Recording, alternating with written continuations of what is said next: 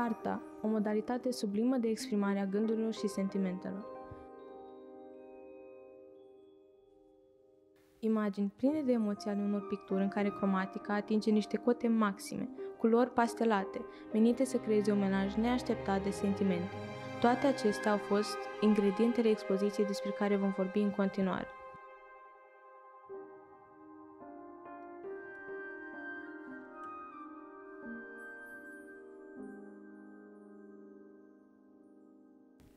A fost atâta bogăție de lumină și culoare, încât participanții au fost încântați peste poate.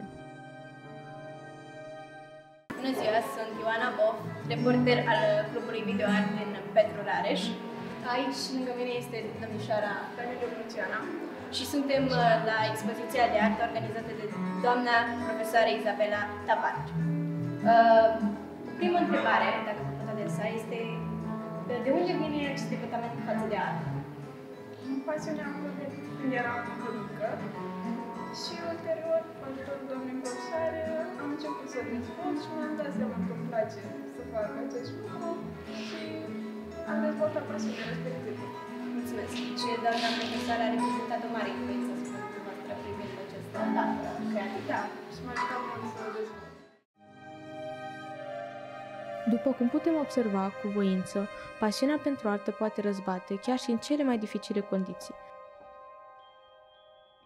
Chiar dacă nu ești la arte, pasiunea te ajută să obții ceea ce îți dorești. Vă rog frumos să vă prezentați. Numesc Ana Sabina Ristor și am absolvit liceul Petru Rareș în 2018 la Sfânta Martin Clubin din Germania. Mulțumesc! Arta este în esență cea mai profundă expresie a creativității. Vreau frumos să-mi spuneți, ce v-a îndrumat spre această cale artistică? De mic am simțit o pasiune pentru artă și bunica mea m-a susținut tot timpul, dar cel mai mult m-a susținut și doamna Tavarci în timpul orelor, pentru că un profil atât de tehnic nu permite atâta creativitate și doamna Tavarci s-a asigurat ca tot timpul să avem în timpul săptămânilor orele de artă și mereu să ne motiveze la o cale creativă.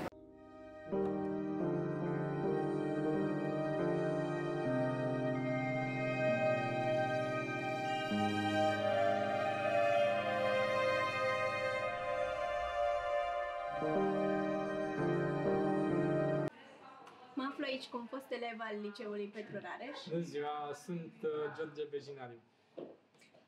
O primă întrebare. Cum vă simțiți să vă revedeți profesorii și să pășiți din nou în pragul liceului? Pare foarte bine. De fiecare dată când revizitez liceul îmi amintesc de multe lucruri plăcute și mă gândesc, sunt recunoscător pentru toate abilitățile care mi-au fost dezvoltate de-a lungul studiilor mele. Am văzut niște tablouri impresionante.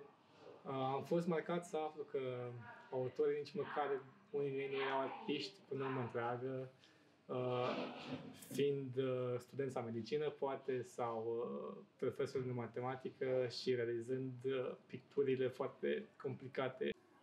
Profitați de timpul din liceu pentru a vă dezvolta multilateral, dezvoltați-vă și partea creativă, dar și partea tehnică. Mulțumesc! Mă aflu aici alături de domnișoara Daria Marțea.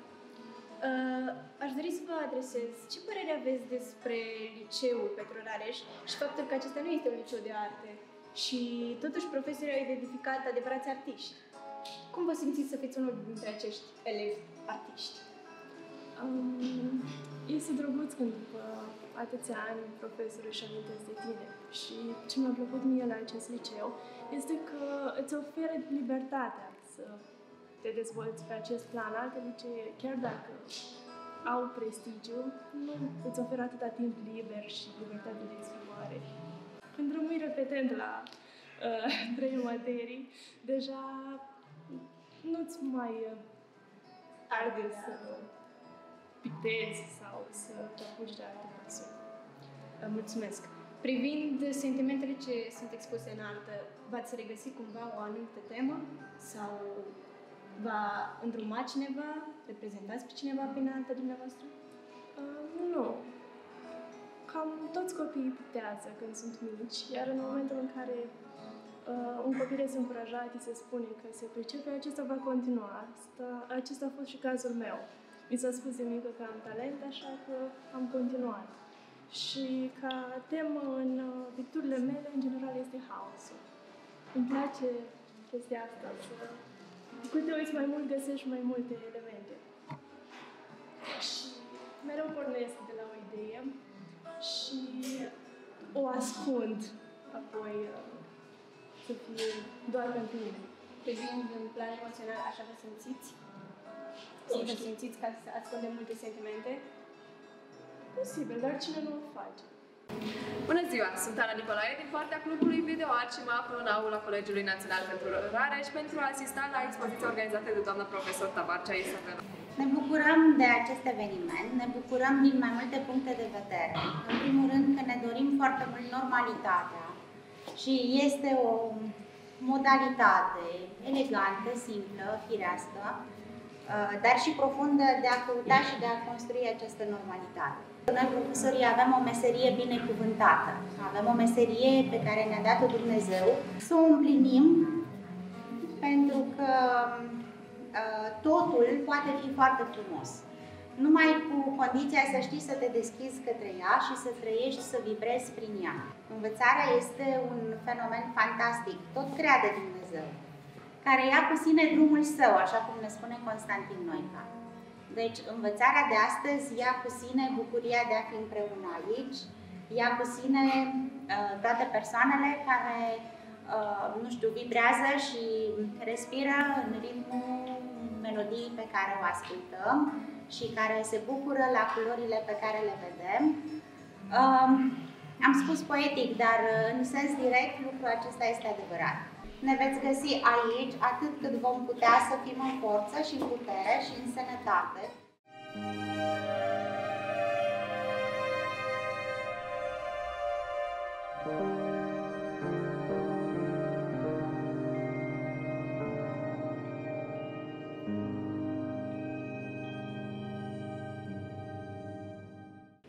Am lângă mine pe doamna inspector de specialitate, pe care am rugat-o din nou să vină să ne ajute și să fie lângă noi. Am venit iarăși cu emoții, ca și tine. Atunci când am venit la gradul 1, am venit cu mari emoții, pentru că pentru mine Izabela este o colegă dragă și pentru voi cred că este un profesor drag. Și de aceea sunteți astăzi în număr atât de mare. În momentul în care am văzut că Izabela organizează acest vernisaj I'm Here, m-am gândit, uite cât de frumos este momentul în care foștii elevi nu te uită. Pentru că am văzut lucrări care se ridică la nivelul lucrărilor copiilor din Colegiul de Artă. Și este cu atât mai lăudabil pentru că acești copii fac acest lucru din pasiune, nu din obligativitate. Și de fiecare dată când se ivește o asemenea ocazie, cred că este un moment important să-i valorizăm, să-i scoatem în evidență, să-i facem cunoscuți, pentru că chiar dacă fac această pictură din pasiune, unii dintre ei chiar urmează la un moment dat și Academii de Arte. Am întâlnit de-a lungul timpului și cadre medicale care în timpul liber pictau. Arta este la loc de cinste în sufletul fiecărui om sensibil. Cred că acești copii fac dovada sensibilității, iar acolo unde reprezintă Colegiul Național Petru Rareș, pentru că de aici au pornit, ori reprezintă acest colegiu cu drag. Sunt mândri că au trecut în acest colegiu, sunt mândri că se pot întoarce oricând cu drag aici, unde le este apreciată pictura și arta. Chiar dacă trăim niște timpuri destul de grele, am zis că e foarte bine să păstrăm totuși o normalitate și să aducem un zâmbet, poate și un strop de bucurie nouă și celorlalți, da? Pe care i-am invitat aici astăzi. Pentru că îmi place atât de mult ceea ce fac și țin la elevii mei într-un mod deosebit și vreau aici, da? Expuși, să vedem toată lumea, să le vedem lucrările împreună. După cum vedeți, am încercat să le expunem lucrările. Avem și niște șevalete vii. Am încercat să expun într-un mod artistic și acești dragi voluntari s-au înscris la fi șevalet viu. Expoziția noastră se numește I Am Here. Am gândit acest titlu pentru că, chiar dacă sunt foștii noștri elevi, ei sunt încă aici, da? Spiritual, încă sunt cu noi. Lucrările lor din liceu încă sunt pe holurile școlii noastre. Noile lor lucrări le avem aici printre noi, așa că de aceea am încercat să pun acest titlu și ei au fost de acord. I Am Here, expoziție de artă, pentru că înglobăm toate artele. Fetele mele dragi, absolvente de medicină, arte plastice, toată lumea face câte altceva, însă pasiunea asta sunt sigură că a rămas în sufletul vostru și se vede lucrul acesta, da?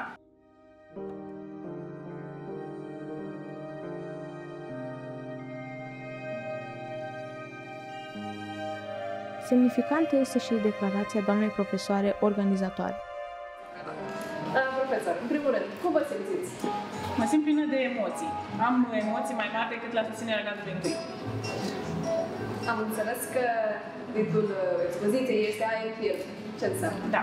Am ales acest titlu, copiii au fost de acord, I Am Here, pentru că foștii noștri elevi, chiar dacă sunt foști elevi, ei sunt încă aici. Spiritul lor este încă aici.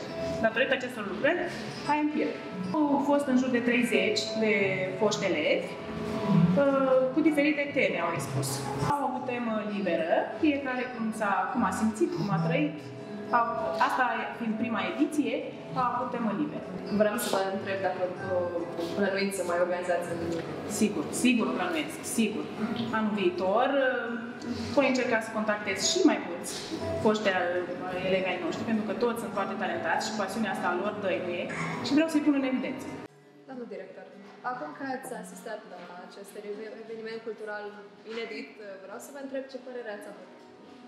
Sunt foarte bucuroasă, în primul rând, pentru că a existat astfel de idee, o astfel de inițiativă.